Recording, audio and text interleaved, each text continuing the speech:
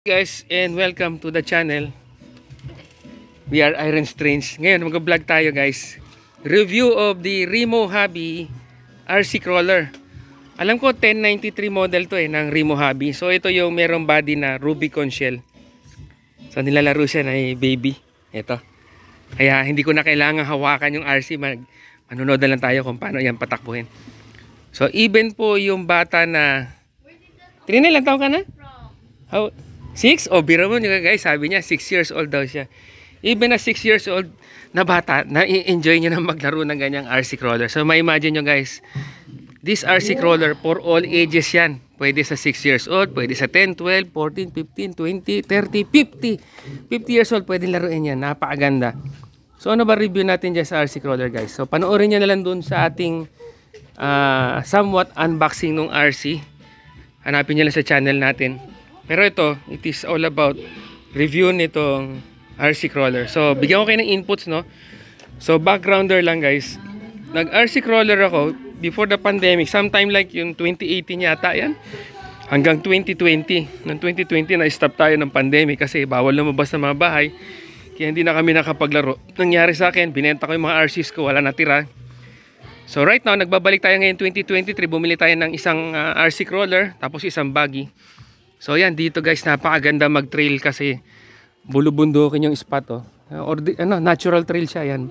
Bakuran siya ng bahay dito sa Batangas. And ayan, naglalaro si baby ng RC crawler. Tuwan-tuwa siya. So siya mismo nagsabi, gusto daw niya maglaro niya, pwede ba daw siya maglaro. So pinalaro natin sa kanya. Dun, i-run mo pataas dun. Kaya yan, dito ka lang tayo. Yan, yan. Sige, lapag mo lang. So guys, ang review. Marami na po tayong nalarong RC crawler na katulad nito. Nakapaglaro na tayo ng Traxxas, Axial, ano pa ba? Basta mga branded na RC crawler. Ang kaibahan po rito sa Remo Hobby, tayo ka lang dito baby. Nakikita mo naman siya, hindi mo na kalalapitan. Aakyat yan hanggang sa pinakamataas. So yan guys, oh, napaka basic na RC crawler. Pag tinignan mo siya, binuksan mo, pati itong controller niya guys. Pero controller niya kahit pa paano marami siyang mga settings, dials, pihitan para ma-adjust mo yung performance ng mismo crawler. Pero itong RC crawler na to, super basic. Para siya ang pattern niya yung Axial na SCX10 1 yata. O version 1. Tama kasi hindi naman version 2 eh. Version 1 ng Axial SCX10. And super basic. Pag binuksan mo, may ESC ka, may motor ka, meron kang steering servo, tapos meron kang layout ng chassis, meron kang ganyan kalaking tires na nakalimutan ko na, mga sukat ng tires na yan. Bakit ka? Halika, lalangin kita. Sige, dahan-dahan. So yun, super basic. Pero guys, kung maglalaro ka ng ganyang crawler, maglalaro ka ng ganyang RC, wala ka nang hahanapin pa. Kung hindi ka naman maarte, hindi mo gusto masyado ng mga technologies or yung mga settings. 4-wheel drive na crawler, kaya niyang baybayin to. Yung taas ng incline na ganito, yan, oh. Taas yan guys. Yan, naidaan ko na siya dyan. Ayan, aakit siya dun. Mataas to, matarik to. Kaya niya yan. Yan, aakit ko na yan dyan. Tapos dun, may baba dun, napababa ko na rin. Ganda, very capable. Hindi ka mabibitin. Maganda yung kapit ng tires niya kasi syempre goma siya. Yung typical na takbuhan ng RC crawler. Ganda, maganda. Sulit. Kaya niyang tumakbo yan all the way dun. Saka yung mga matatarik na parte dyan. So, ang review nito guys, basic crawler for ang bili ko dyan 10,999. Sabihin mo ng 11,000 pesos. Meron ka ng China brand pero sa tingin ko, well, performing naman yung quality niya. Solid yung pagka-build. Okay yung plastics, okay yung metal parts. So far, hindi pa naman siya bugbog sa takbuhan. Hindi pa naman namin niran na sobrang todong-todo. Pero, kaya ba? Kaya? Sandahan lang ha. Up. Taas eh. Pero guys, capable crawler to. Wala pang nasira, no? Naitakbo na kanina, nilaro ng mga bata to eh. Hindi ko alam kung paano nila pinagtatatakbo. Tumaob-taob na siya, kaya yung roll cage niya doon sa ibabaw, marami ng mga lupa-lupa. Grabe, sarap niya itakbo. Ako I enjoyed owning and playing with this RC crawler. Very capable siya. Ayan, nakakatuwa, oh. Talagang crawler na crawler, super basic. So kung guys gusto niyo mag entry level ng RC, sa RC naman, hindi naman nakakatakot mag RC. Sabihin mahal, ito kahit papano mura-mura na. Value for money siya guys, no, in my opinion. And tapos paano pa, pinakamurang RC crawler. Tsaka isa pa, hindi naman basta nasisirang RC, wag mo lang pasasabugin, no? Wag mo tatapon, wag mo paliliparin.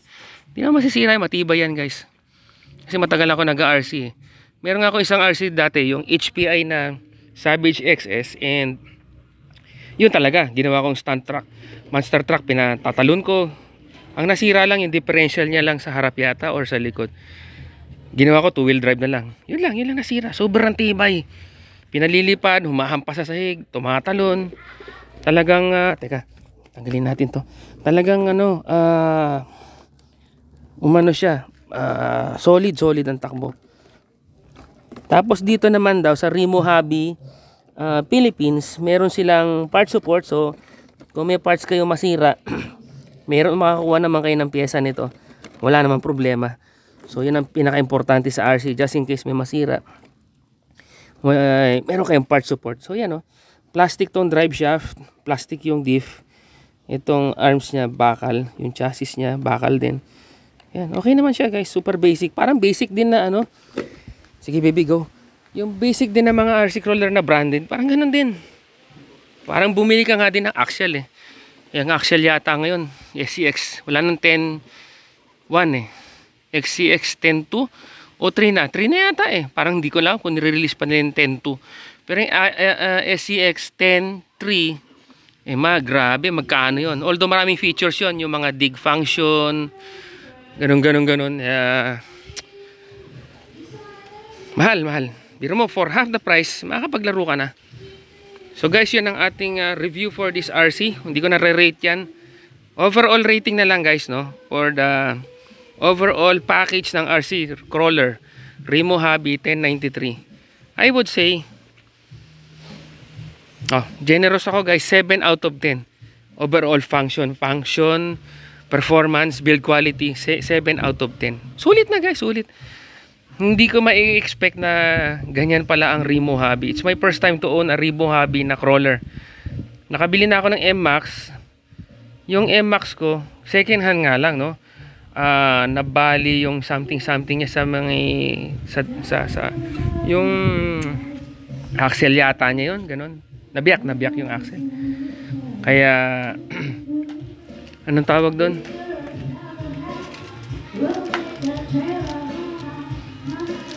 Nabiyak yung axle niya, yung axle niya. So apektuhan yung performance, pero sa bagay hindi ko naman binalibag ng takbo yun. Pero okay lang. Yan. So tingin ko mas durable to kasi hindi naman to pinapalipad, hindi naman to pinapatakbo ng high speed. Kung crawling landing guys, kung takbuhan lang, pang laro lang, pang enjoy lang, pang trail lang, good na tong axle na to. Very capable siya. Quality siya na RC crawler, no? Masasabi mong value for money. Ako masasabi ko value for money siya. Okay guys, so yun po ang ating vlog this December 25, 2023. At nandito tayo sa Batangas, nagre-review ng RC crawler. Remo Hobby, 110 scale, 1093 na crawler, na ang body niya ay hindi naman to Rubicon. Hindi ko alam kung anong tawag sa body niyan. Hindi tayo masyado maalam sa mga sasakyan eh. Basta ganyan yung itsura niya.